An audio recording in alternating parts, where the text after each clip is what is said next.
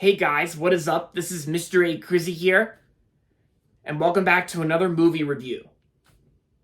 In today's movie review, I'm going to be doing a movie review on the new horror film which came out last week.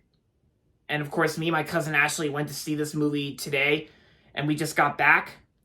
And today's horror movie review is going to be on The Boogeyman. The Boogeyman is directed by Rob Savage and is based on the short story by Stephen King. So, in The Boogeyman, we follow a high school student named Sadie Harper, and of course she has a younger sister named Sawyer. They're both still reeling from the recent death of their mother. They're not getting much support from their father, Will, a therapist who's dealing with his own intense pain. When a desperate patient unexpectedly shows up at their house seeking help, he leaves behind a terrifying supernatural entity, which is like a creature of some sort, which they refer to as the Boogeyman, which kind of looks like something out of those creatures from A Quiet Place. Considering the fact that this movie is actually from the same screenwriters of A Quiet Place, Scott Beck and Brian Woods.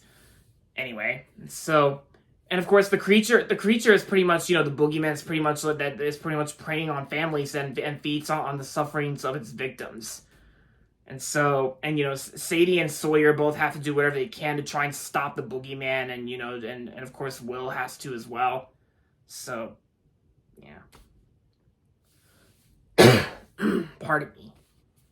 So, like I said, me and my cousin Ashley went to see this movie, and when I first saw a trailer for this movie, it actually kind of looked like a pretty interesting horror film from the companies 20th Century Studios and 21 Laps Entertainment, because 21 Laps Entertainment was actually involved in this movie because the producer Sean Levy actually produced this movie, and for Rob Savage's like for a first time directing like a full length feature film, I gotta say Rob Savage actually does a pretty good job directing this film. Like, his direction is actually well done, and it was a good try for the most part for his and as for the performances. The acting performances I thought were well performed as well. Like, I'm not really that familiar with most of the actors who are in, most of the people who are in this movie, but I gotta say, the performances I thought were fine. I thought the performances were pretty good, and of course Sadie and Sawyer are both they're both like good characters from the Boogeyman,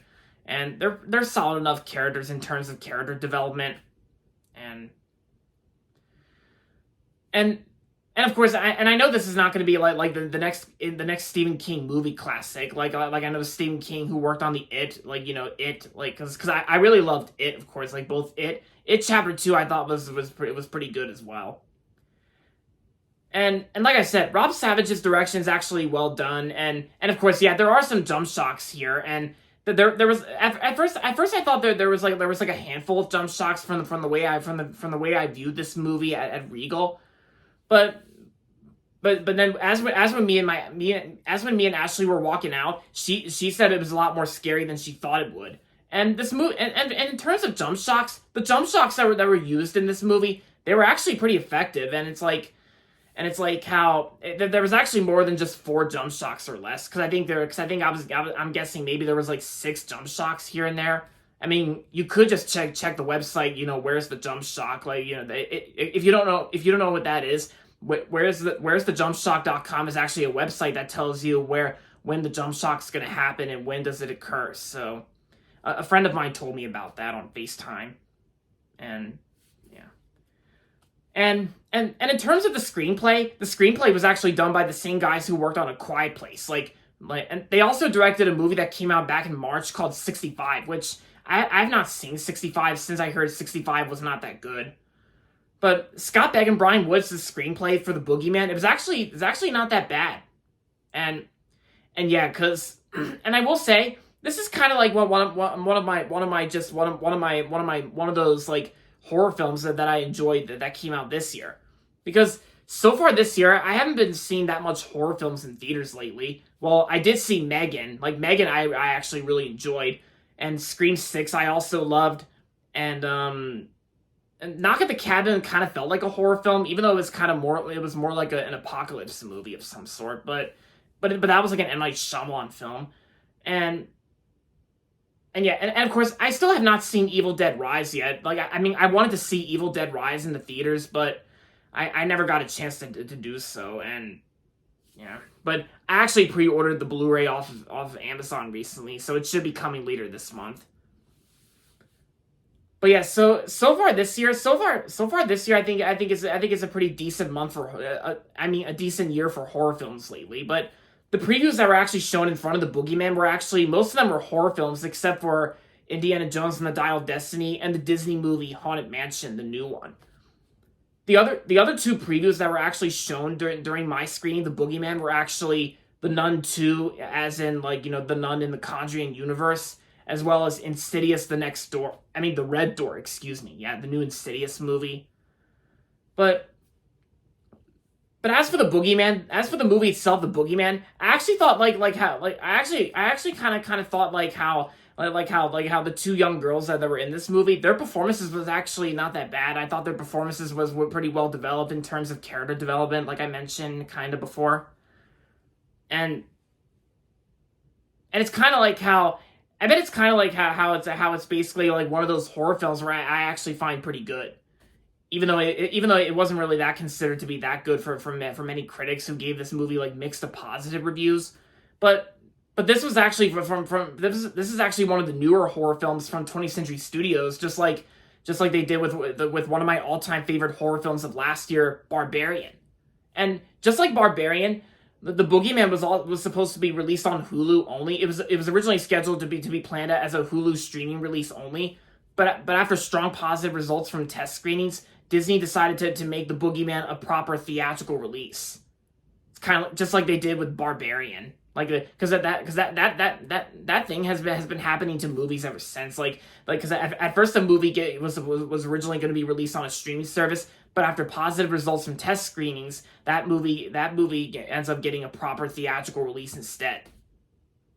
Yeah.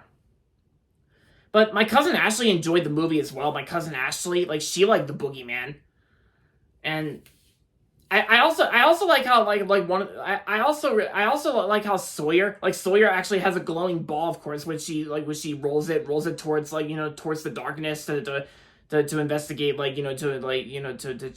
investigate the Boogeyman, and including under the bed like we saw in the trailers. And yeah, and I gotta say, this was a solid enough fun time watch in terms of horror films, and I liked it, and it was pretty good. And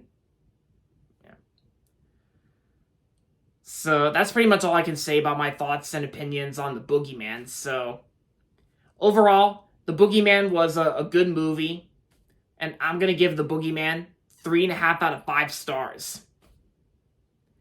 So yeah, if you like horror films and if you still haven't seen the Boogeyman yet, then I recommend checking this one out. It's a decent enough watch. And yes, and of course I know Transformers: Rise of the Beast just came out yesterday, but I'm not really that big on Transformers. I mean, I think I've only seen bits and pieces of the first Transformers from 2007 with Shia LaBeouf, and I really loved Bumblebee that came out in 2018 that I saw in theaters. Bumblebee, I really loved Bumblebee though, but it's just I never saw any of the other Transformers films in that series. But I don't know, because at least I got to see a horror film today, which makes me feel good. Got to wear my Scary Movies and Chill shirt with Ghostface on it from Scream. Yeah, because this is the shirt I usually wear to most horror films when I go see them at Regal. And yeah. But yeah, so the Boogeyman, I recommend giving it a watch if you like horror films, and if you want to check this movie out, then I recommend it.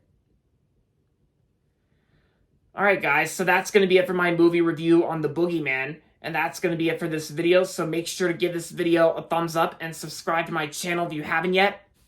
And as always, thanks for watching, and until next time, this is Mr. A. Crizzy saying, goodbye everybody, and that's about it.